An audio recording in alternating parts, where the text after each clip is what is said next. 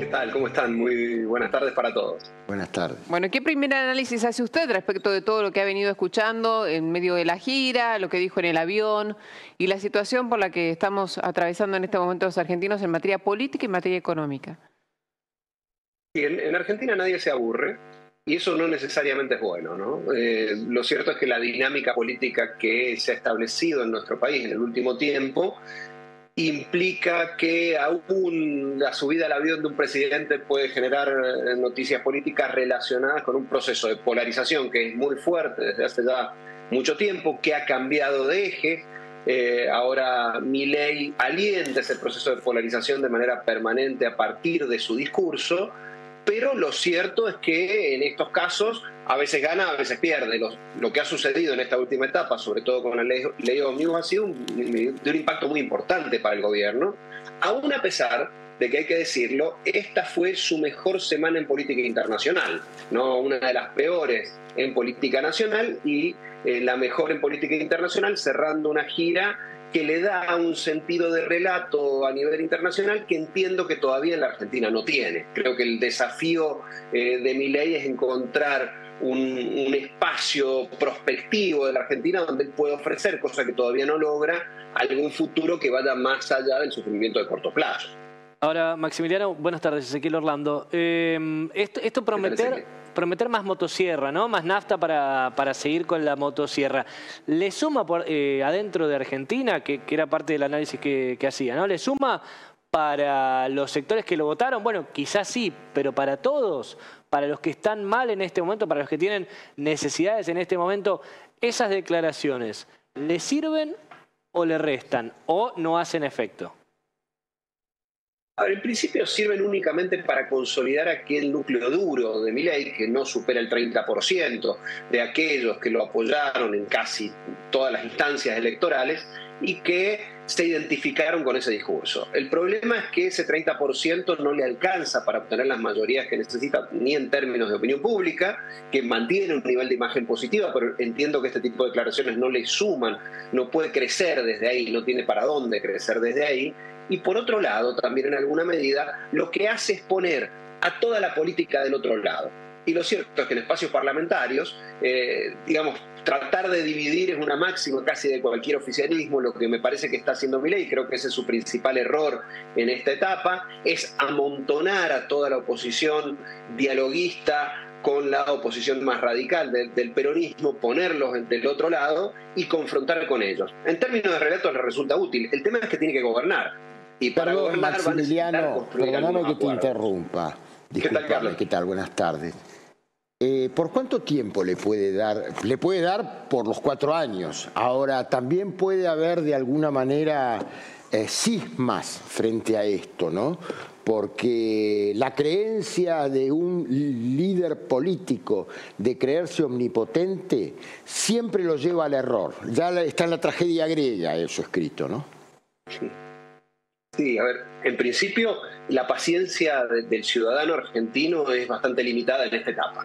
Bien. ¿Y por qué es limitada? Básicamente porque vivimos en un proceso de inestabilidad económica que ya lleva mucho tiempo.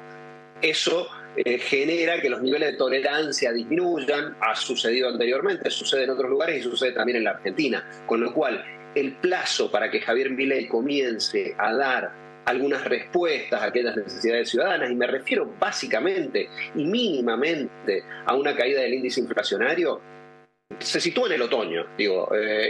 Invierno, primavera quedan muy lejos. En el otoño deberá empezar a dar algunas respuestas. ¿Por qué? Porque el ciudadano en esta etapa está viviendo un proceso de ajuste fenomenal. ¿Bien?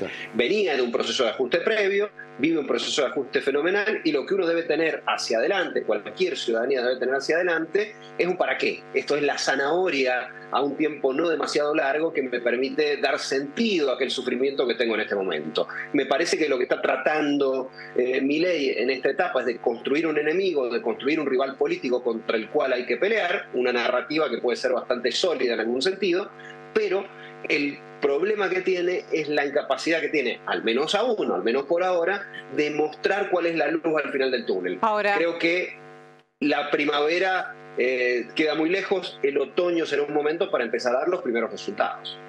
¿Y el PRO cómo entra en juego en todo esto, no? ¿El PRO lo ve como expectante?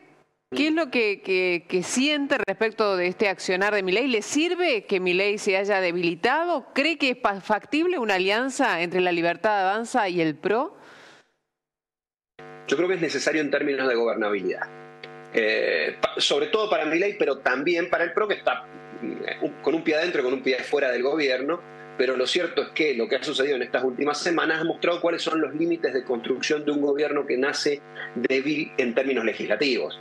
Porque Milei habla del 56%. Sí, en un balotaje contra un único rival, pero lo cierto es que cuando hubo más opciones, quienes eligieron votarlo fue alrededor del 30%. Esa es su base institucional y su base de apoyo más dura. Necesita ampliarla sin ninguna duda si lo que quiere es poder llevar adelante medidas que vayan más allá de aquello que concierne exclusivamente al Ejecutivo. Para eso entra el PRO. Entró en su momento, Macri, Bullrich en su momento en la campaña, cuando en la primera vuelta no le fue tan bien como esperaba a Milei, e ingresa Macri y Bullrich en esa reunión tan hiperconocida por todos, que le permite o le da un volumen político para llegar al balotaje un poco más fortalecido. Da la sensación de que en esta etapa también necesita fortalecerse, ampliar esa base de sustentación, pero hasta ampliar sus equipos técnicos. Ha sido muy claro también en estas últimas semanas que no ha tenido personeros, voceros con la capacidad de llevar adelante un proceso de negociación como el que requería para aprobar la ley ómnibus. Ahora, después él puede decir que esto no fue una derrota, pero sin dudas lo fue. Claro. Ahora, justamente sobre eso, la UCR sacó un comunicado, trabajo en vano. Aguiar, ¿cómo ve usted esta nueva jugada de la UCR y también la respuesta del oficialismo? Les planteo un contrafáctico. ¿Se imaginan este comunicado si hubiese logrado Milei construir algún nivel de consenso con otros actores políticos? Definitivamente no. Yo no, tampoco. Y lo cierto es que ahí está el problema estratégico de amontonar opositores del que hablábamos recién. Claro. Porque lo que sucede es que todos aquellos que se sienten afuera de este espacio se ven obligados a reaccionar, que me parece que es lo que ha sucedido con la UCR. Esto no sería un inconveniente para Milei si viene de parte del peronismo, el panperonismo, porque lo cierto es que claramente están del otro lado. El problema es que viene justamente de un sector que podría ser aliado, y lo cierto es que, si bien tiene razón, aún recurriendo al pasado, Martín Menem diciendo por qué no pasaron por ahí los de Alberto Fernández, lo cierto es que las condiciones políticas y los encargados, los responsables de generar las condiciones políticas para que estas cosas pasen sin demasiado problema, es el oficialismo, claramente. Pero no es el camino, digamos. La confrontación no llegó a nada hasta ahora, digamos. No es el camino. Deberían buscar otras formas. No sé cuál, pero otras, porque hasta ahora estas no los ha llevado a ningún lado. Con los decretos de necesidad y urgencia no hubo nunca un rechazo. Porque la hegemonía dominante, no lo hubo. No, nunca lo hubo. Las hegemonías, en el caso de que gana Alfonsín, tiene la mayoría parlamentaria, es un soporte, y además existía un Jarolaski y un Manzano, guste o no guste, en aquella época, ¿me entendés? Sabían dialogar. Y dialogaban. Y negociar, ¿no? Y negociar, por supuesto. Entonces, esto es una mecánica que está bien. Es una cuestión de producir reacciones e irritaciones, porque es una estrategia dada. Yo creo que para la crisis honda que tenemos en nuestra Argentina no es el mejor método, pero a lo mejor el equivocado soy yo. Bueno, a Milei le permitió ganar la presidencia. Coincido con Carlos. A ver, Aguiar. En principio hay una cosa que creo que es interesante. Hay cosas que pueden servir en campaña y no ser tan útiles en gestión. Claro. Y estamos en un momento muy particular. Un sistema institucional que desde la vuelta de la democracia tuvo dos actores fundamentales, dos coaliciones fundantes, ahora tiene al menos tres. Y podría dividirse y atomizarse aún más. Las lógicas de funcionamiento hegemónico que existían ya no funcionan más. Pero al mismo tiempo, aquello que lo llevó a Milei al poder, que es el hartazgo sobre la política tradicional, puede ser muy eficiente en campaña y no serlo tanto en gestión.